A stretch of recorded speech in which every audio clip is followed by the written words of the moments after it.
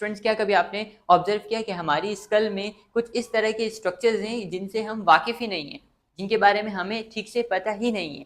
उन स्ट्रक्चर्स को कहते क्या हैं और काम क्या करते हैं, कितनी तरह के होते हैं, हमारे स्कल में किस तरह से अरेंज होते हैं और क्यों होते हैं, इन सब को स्टडी करनी है हमने आज। Student, these structures are called sinuses. Sinuses को हम डिफाइन कैसे कर सकते हैं कि ये हमारी स्कल में, हमारी बोन्स में कुछ इस तरह की कैविटीज हैं, कुछ खाली जगह हैं जिनमें एयर फिल्ड होती है और ये कैविटीज कनेक्टेड होती है हमारे एयर पैसेज वे से, यानी कि एयर इनहेल होगी और एक्सेल होगी तो वो कुछ हद तक एयर इन कैविटीज में भी जाती है। इन कैविटीज को हम कहते हैं साइनसेस। साइनसेस को हम डिफाइन कैसे कर सकते हैं student? These are air filled cavities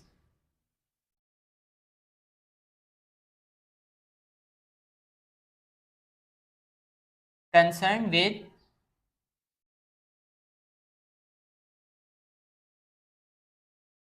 air passage way।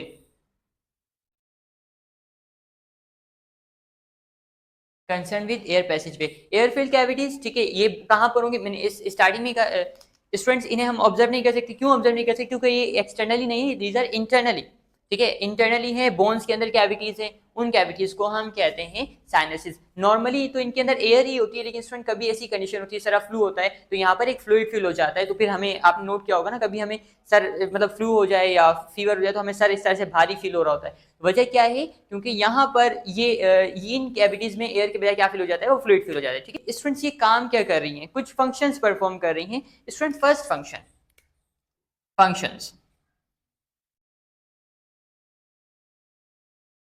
पहला काम, फर्स्ट फंक्शन जो परफॉर्म करिए साइनसेस। स्टूडेंट, साइनसेस आप जरा नोट करें कि अगर ऐसा होता कि हमारी स्कल बहुत ज्यादा पूरी पूरी कंपैक्ट होती, हार्ड होती, तो हमारी जो स्कल का जो वेट है वो बहुत ज्यादा होता, ठीक है। बैलेंस में बहुत ज्यादा प्रॉब्लम होता। अब देखिए, ये जो हमारी लास्ट दो वर्टिब्रीज हैं और इन वर्टिब्रीज पर हमारी पूरी स्कल है, ठीक है। तो अगर ज्यादा होती तो फिर बॉडी का बैलेंस क्या हो सकता था? खराब हो सकता था। तो ये क्या कर रही हैं?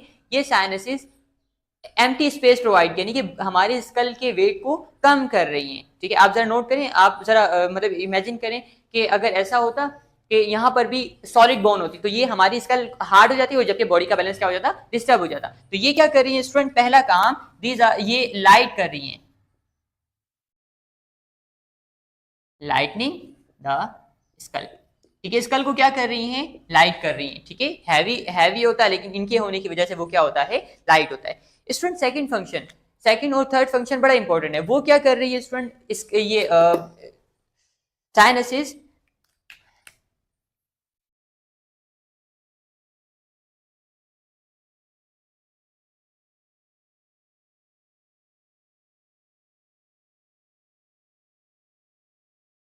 स्टूडेंट्स, आपसे क्वेश्चन है कि हमारी बॉडी का नॉर्मल टेम्परेचर कितना होता है? Our normal temperature is 37 degree centigrade, 37 degree centigrade. लेकिन जब हम डॉक्टर के पास जाते हैं ना, वो हमें बताते हैं 98, वो हमें बताते हैं 105, 106।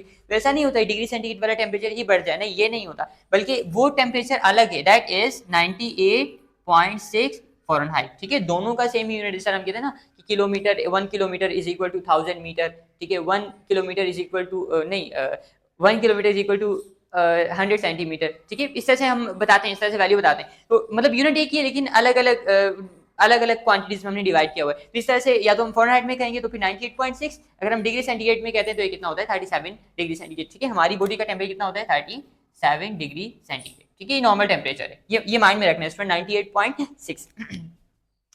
अब स्टूडेंट, आपसे क्वेश्चन है कि अगर इन्वायरमेंट का टेम्परेचर कम या ज्यादा, उसका डेफिनेटली हम पर भी इफेक्ट होगा, लाजमी इफेक्ट होगा। अगर इन्वायरमेंट का टेम्परेचर होता है ज्यादा, फॉर एग्जांपल कितना हो रहा है? 50 डिग्री सेंटीग्रेड, 50 डिग्री सेंटीग्रेड है, तो ये एयर जब हमारी बॉडी के अंदर इन होगी तो ये 50 डिग्री सेंटीग्रेड क्या कर सकती है? हमारी बॉडी के टेम्परेचर को 37 से ज्यादा कर सकती है, ठीक है। एयर का इफेक्ट होगा हमारी बॉडी पर और हमारा टेम्परेचर भी क्या हो जाएगा? 37 से ज्यादा हो जाएगा, ठीक है। 37 से जब ज्यादा होगा वो हमारे लिए नुकसान, फायदेमंद नहीं है, नुकसानदेह, ठीक है। 37 से ज्यादा हो जाएगा, ग्रेटर देन 37, हो सकता है 39 हो जाए, 40 हो जाए, 41 हो जाए, हमारे लिए वो फायदेमंद नहीं है। हमारे लिए कितना होना चाहिए? 37 ही होना चाहिए।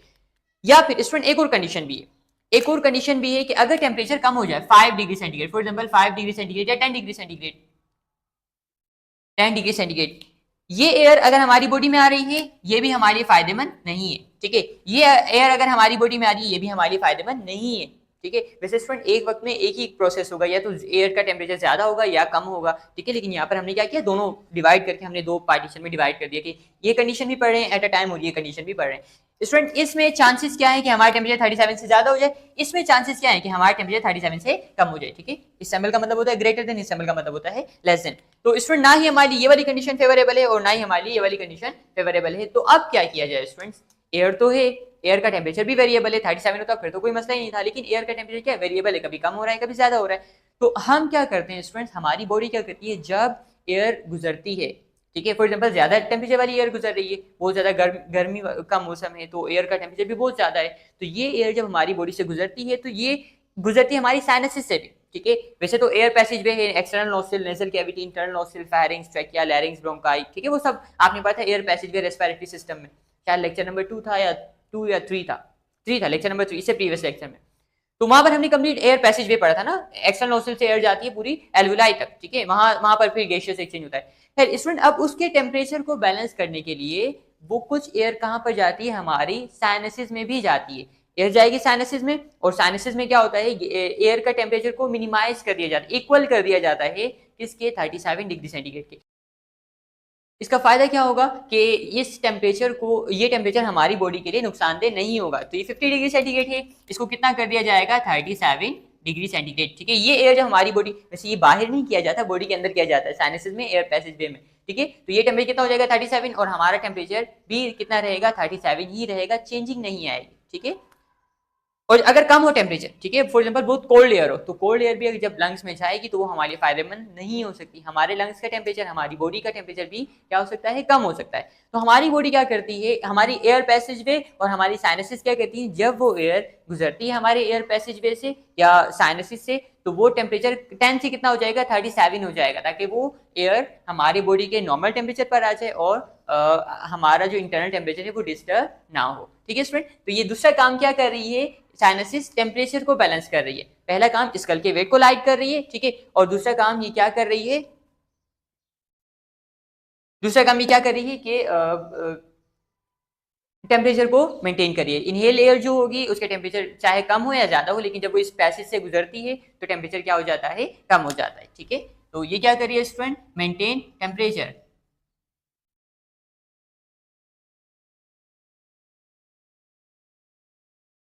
टेम्परेचर को मेंटेन करिए, ठीक है, टेम्परेचर को ही मेंटेन करिए। स्टूडेंट थर्ड फंक्शन पढ़ने से पहले हम पढ़ते हैं टाइप्स, टाइप्स पढ़ते हैं, फिर हम वहां पे डायग्राम भी ड्रॉ करेंगे, फिर जरा थर्ड फंक्शन पढ़ना इजी हो जाएगा। स्टूडेंट थर्ड सॉरी कितनी तरह की होती हैं, देयर आर टोटल 8 साइनसेस। कितनी साइनसेस होती हैं स्टूडेंट्स, हम ये भी कह सकते हैं 4 पेयर्स होते हैं, ठीक है, 4 पेयर्स, या फिर कितनी साइनसेस होती हैं, 8 साइनस, 8 साइनसेस, ठीक है, कितने पेयर्स या फिर टोटल 8 साइनसेस।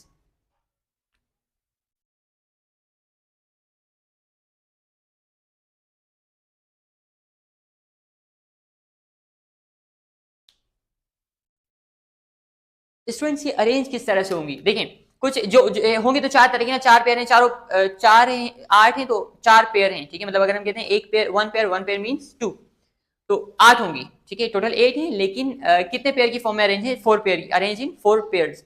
कुछ होंगी 4 हेड रीजन में, ठीक है, 2 4 हेड रीजन में, 2 कहां पर होंगी, 2 होंगे हमारे चिक्स में, एक यहाँ पर और एक यहाँ पर, ठीक है। हम एक्सटर्नली ऑब्जर्व नहीं कर सकते, वजह क्या है, क्योंकि ये बोन के अंदर है, इनसाइड। हाँ, अगर हम एक्सरे से ऑब्जर्व करते हैं तो फिर तो हमें पता चल जाएगा ना एक्सरे से। थर्ड पेयर कहां पर होगा स्टूडेंट, बिटवीन दी आईज, यहाँ पर, ठीक है, यहाँ पर एक्सटर्नली तो हमें नहीं मिल रहा है, लेकिन ये कहां पर होगा, इंटरनली। और फोर्थ पेयर कहां पर होगा स्टूडेंट, जो एक्सटर्नली है, ठीक है, मतलब ये यहाँ पर एक बाहरी साइड पर पेयर होता है और एक अंदर की साइड पर, ठीक है। डायग्राम ड्रॉ करते हैं स्टूडेंट्स, वैसे डायग्राम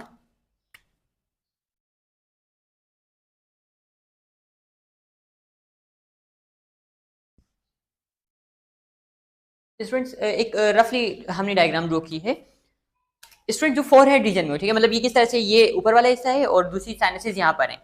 स्टूडेंट ये वाली जो साइनसेस हैं, एक तो ये पेयर है और एक पेयर कहाँ पर है, चिक्स रीजन में। तो इस साइनसेस को, these sinuses are called frontal sinus, frontal sinus, ठीक है।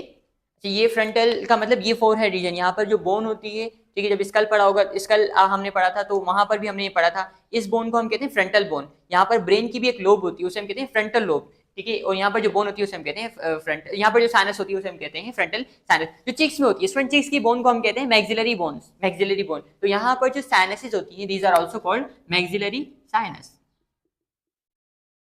Maxillary sinus. ठीक है स्टूडेंट, थर्ड कहां पर होती है? हमारे यहाँ पर, ठीक है, बिटवीन दी आईज, दोनों आईज के दरमियान में। स्टूडेंट इन्हें हम कहते हैं, these are called,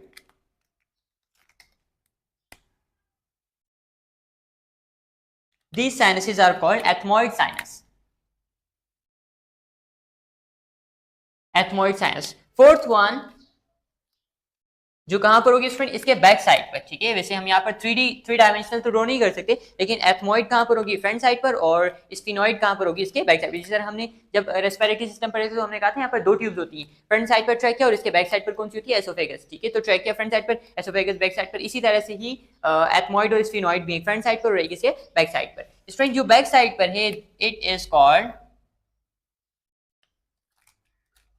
sphenoid sinus,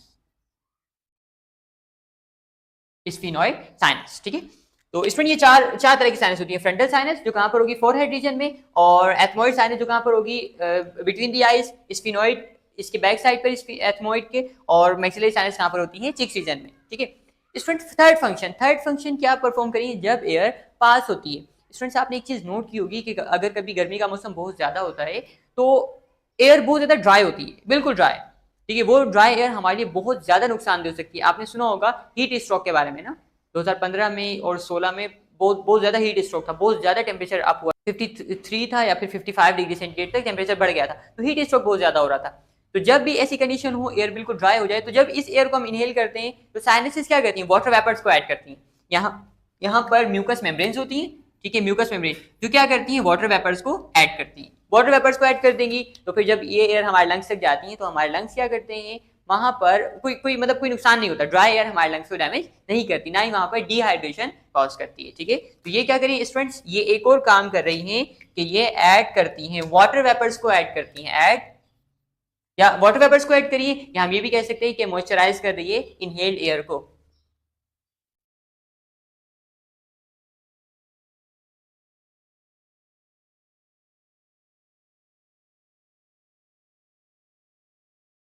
inhaled air को क्या कर रही है? मॉइस्चराइज कर रही है। ठीक है, और स्टूडेंट्स एक और फंक्शन जो परफॉर्म कर रही है हमारी साइनसेस, एक सिंपल सा फंक्शन है स्टूडेंट, वो ये है कि जब म्यूकस मेम्ब्रेन है यहाँ पर, तो कोई भी डस्ट पार्टिकल अगर आता है तो वो यहाँ पर भी क्या हो जाता है? स्टिक हो जाता है। तो ये क्या कर रही है?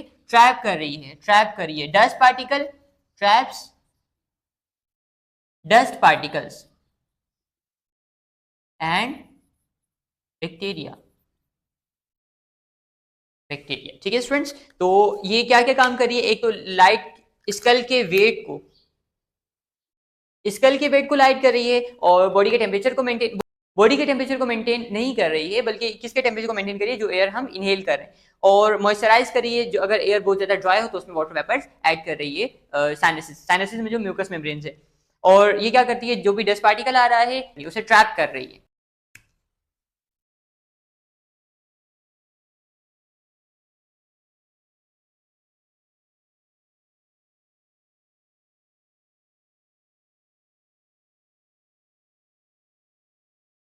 स्टूडेंट ये चार हैं, और ये किस किस रीजन में हमें मिलती हैं? एथमोइड मिलती है बिटवीन द आईज, और ये कहां पर मिलती है? बैक साइड पर, बैक टू एथमोइड, और मैक्सिलरी साइनस कहां पर होती है student? Maxillary sinus behind the chicks,